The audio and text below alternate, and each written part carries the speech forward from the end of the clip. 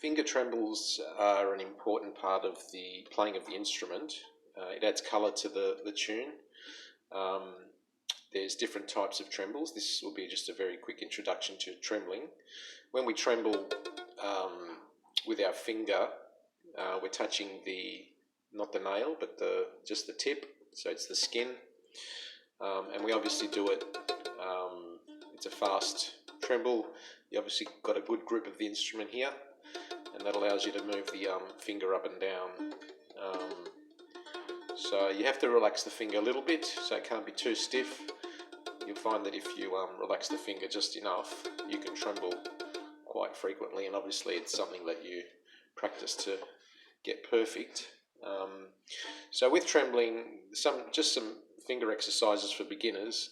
The second finger tremble is a very common one on the one chord. So that's when you tremble.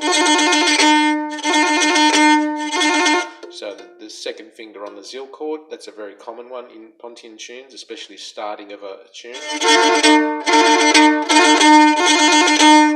So with this one, you can either play the bow with one chord, touching the zil string and trembling it, or you can touch it with two chords. More common the latter. So you can do that with each of the chords. So you can do the zil. You can you can tremble with the bow going forward. So this is a forward, and on the way back, no tremble, and then forward, just as an exercise. You can also do the middle chord with the second finger. That's another common one. So with playing the bow touching the middle chord, the bridge has a bit of an angle on it. It's very slight, so it allows you to play the middle chord with your bow. But obviously, as a beginner, you may find you just have to angle the instrument or your hand with the bow. Just playing that first, and then you can tremble. And then moving over to the gapan, or the lower pitched chord.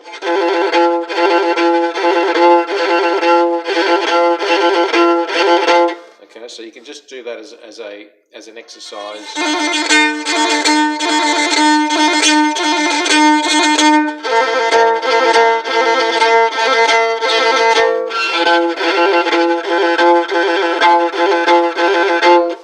Now another type of tremble is when you have a one finger static and trembling of another finger.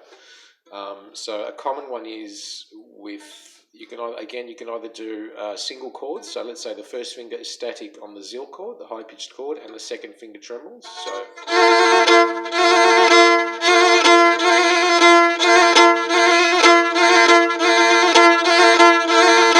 that's a common one.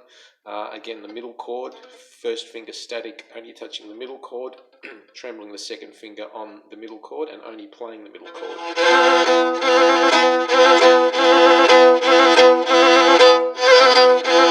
And then on the gapan side, again, first finger down, trembling the second.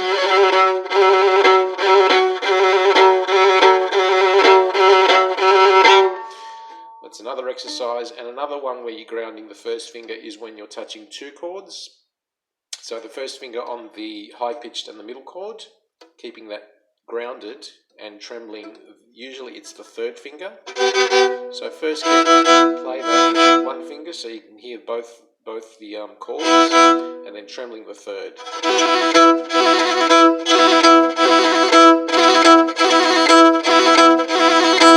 Now before moving over to the other side, another common one is the second finger static on the same two chords, the high pitched and the middle, and trembling the fourth. So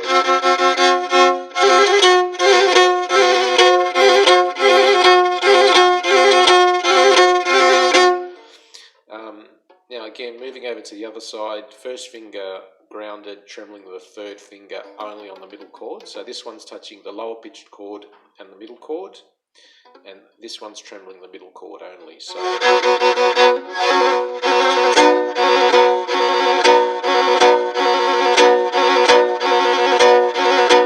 and second finger on the same two chords and trembling the fourth finger on the middle chord.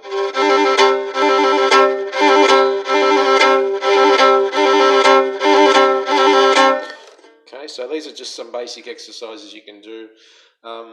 If you want to tremble for longer periods, obviously your bow has got to keep moving.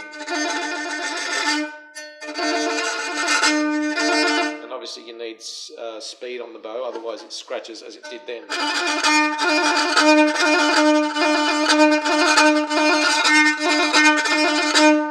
So again, from the start, I'll just do them again.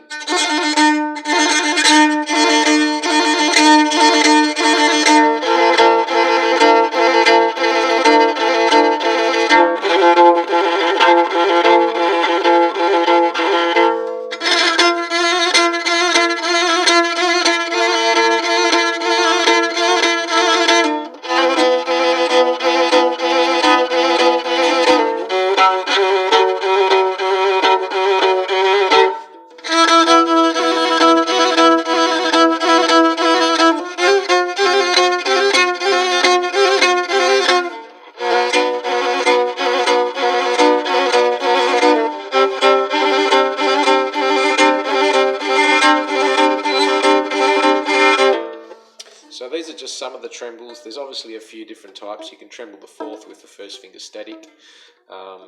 So there's different variations, but these are the most common ones you'll be probably playing in a lot of tunes on my videos. So I hope that helps. So if you enjoyed this video, please give it a like. Please subscribe if you haven't already. And as I keep saying, practice makes perfect. Leave a comment and let me know if you enjoyed this video. Thank you.